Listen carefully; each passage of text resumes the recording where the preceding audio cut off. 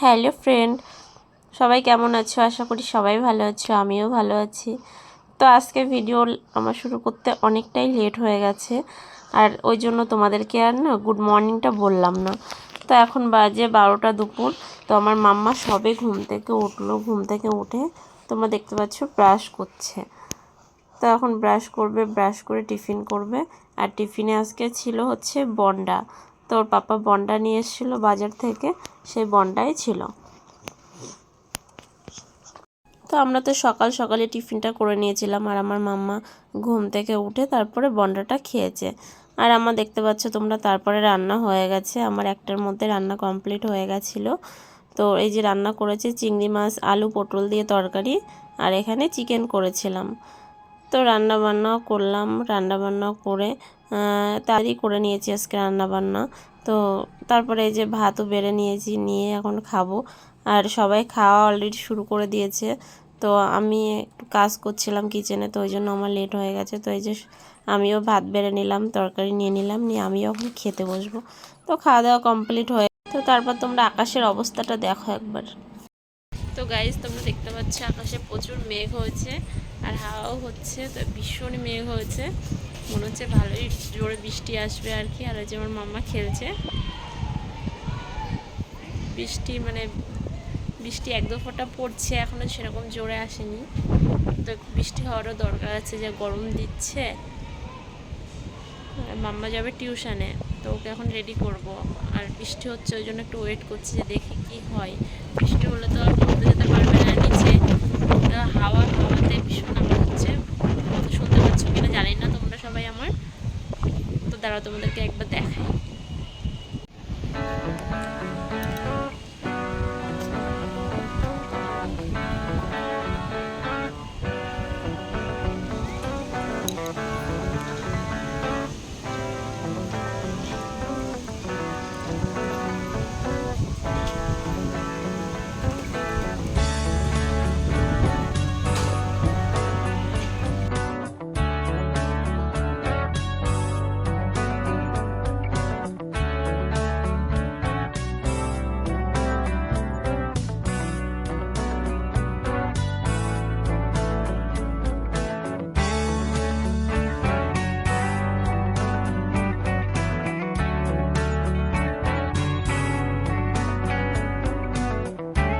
এই যে আমার মাম্মাকে চুল বেঁধে রেডি করে দিলাম, আর মাম্মা যাবে টিউশনে, একটু পরে যাবে। তো এখনও টাইম সবে 4টে বাজে, 4টের সময় টিউশন, কিন্তু সবাই একটু লেটে লেটেই আসে, তো এই জন্য মাম্মা একটু পরেই যাবে। তো সবে চুলটাই বেঁধে দিলাম। যাও বাইরে গিয়ে খেলো একটু। হ্যাঁ আজকে সানডে। হুম,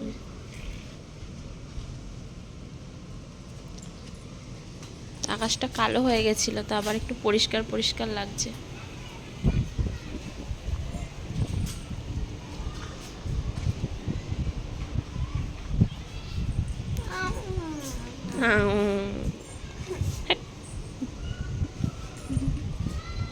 পাগলি, তোমার চপ্পল কোথায় পেয়েছো? চপ্পল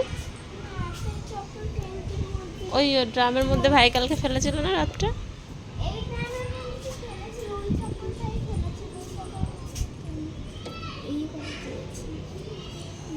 আর একটা নিচে ফেলেছিল, নিচে ফেলেছিল না ভাইয়ের একটা চপ্পল, ওই যে নিচে পড়ে আছে মনে হয়। তো গুড ইভিনিং বন্ধুরা, এখন বাজে সন্ধ্যা 7টা। আর আমি দেখো বসে গেছি কিছু কাজ নিয়ে। তো অনেক দিন ধরে ভাবছি এই কাজটা কমপ্লিট করব, তো ভেবে আর করাই হচ্ছে না। তো ভাবি আবার ওইভাবেই রেখে দিই, ভাবি আবার ওইভাবেই রেখে দিই। তো আজকে ভাবলাম যে না, কাজটা কমপ্লিটই করি। তো তারপর এই যে দেখো আমি এদিকে ব্লাউজের মাপ নিচ্ছি। তো আজকে না একটা ব্লাউজ বানাবো, তো আজকে কাটিং করে রাখবো, কালকে বানাবো ব্লাউজটা। তো এটা হচ্ছে আমার মাম্মামের জন্য একটা ছোট্ট একটা কিউটস একটা ব্লাউজ বানাবো। মানে ভাবছি, এখন জানি না কতটা কি হবে। আমি তো নতুন নতুন সবে মানে শিখছি আর কি। তো ওই জন্য ভাবলাম যে না, আমার মাম্মামের একটা ব্লাউজ বানাই দেখি। অলরেডি বানিয়েছি আমি 5-6টা ব্লাউজ বানিয়েছি। তো সেগুলো মোটামুটি আর কি হয়েছে, কিন্তু ছোট বাচ্চাদের ব্লাউজ তো এই ফার্স্ট টাইম বানাবো আমি। তো প্রথমে একটু আইডিয়াতে একটু গড়বড়ি হয়ে গেছিলো কাটিং করতে গিয়ে, মানে মাপটা অতটা বুঝতে পারিনি। তারপরে এই যে আস্তে আস্তে আস্তে আস্তে অনেকক্ষণ ধরে তারপরে এই যে ব্লাউজের মাপটা সব কিছু ঠিক করলাম। তো ঠিক করে দেখো আমি এই যে কাটিং করে নিচ্ছি। তো প্রথমে আমি কাটিংটা করে নিলাম হচ্ছে তোমার ভেতরে যে ফলস কাপড়টা থাকে সেটা। তো সেটা যদি নষ্ট হয়ে যায় কাটিং করতে গিয়ে তাহলেও কোনো প্রবলেম হবে না। তো ওই জন্য না আমি ওটা আগে কাটিং করে নিয়েছি, আর ওটার দামও বেশি না। তো তারপরে এই যে আমি ব্লাউজের পিসটা কাট করে নিচ্ছি। আর এই পিসটা না নিয়ে এসে অনেক দিন নিয়ে এসে রেখে দিয়েছি তিরুপতিতে যাওয়ার আগে। তো ভাবছি কে আজকে কাটিং করি কালকে কাটিং করি ভেবে ভেবে না আর হচ্ছে না। তো তারপর ফাইনালি এই যে কাটিংটা করেই ফেললাম। তো তারপর ওই মাপটা আমি করে নিয়ে তারপরে ওই মাপে ফেলে তারপর আমি এই যে পিসটাও মেন পিসটাও কেটে নিচ্ছি। তো আজকে আর সেলাই করতে বসবো না, তো কালকেই সেলাই করতে বসবো। তো যেহেতু আজকে টাইম নেই, আর আমার কাটিং করতে করতে না অনেকটাই রাত হয়ে গেছিলো। তো বুঝতেই পারছো নতুন কোনোদিনও আমি ব্লাউজ বানাইনি আগে, তো ওই জন্য কাটিং করতে অনেকটাই লেট হয়ে গেছিলো। মানে মাপটা আমি বুঝতেই পারছিলাম না, গড়বড়ি হয়ে যাচ্ছিলো খালি যে হয় কীরকম মাপ নেব। এবার বাচ্চাদের তো আমার আইডিয়া একদমই নেই। তো তারপর অনেকটা ভেবে ভেবে তারপরে আমি এইভাবে ফাইনালি কাটিংটা করলাম। তো কাটিংটা তো করেছি, মোটামুটি দেখতে ভালো লাগছে, কিন্তু এখন সেলাই না করা পর্যন্ত না বোঝা যাবে না যে ব্লাউজটা কেমন হচ্ছে আর কি। তো আমি সবটাই তোমাদের সঙ্গে শেয়ার করব, পুরো ব্লাউজ বানানোটা। তো এই যে দেখো এটা হচ্ছে পেছনের ডিজাইন। তো পেছনের ডিজাইনটা আমি একটু অন্যরকম কাটতে দিয়েছি, তো সিম্পলি দিয়েছি। তো যদি মনে হয় যে না ব্লাউজটাও ভালো হচ্ছে, মাপটাও ঠিক আছে, তো তারপর আবার অন্য ডিজাইন পরে বানিয়ে নিতে পারবো আর কি। তো ওই জন্য ভাবলাম যে না নিজের জন্য তো কটা বানিয়েছি, তো এবার একটা আমার মামামের জন্য একটা ট্রাই করি, যে দেখি মামামের ব্লাউজটা কেমন বানাতে পারে। আর এদিকে আমার পাপা কিন্তু খুব দুষ্টুমি করছিল, এতটাই দুষ্টুমি করছিল ওর জন্য আমার কাজ পুরো বন্ধ হয়ে যাচ্ছিল।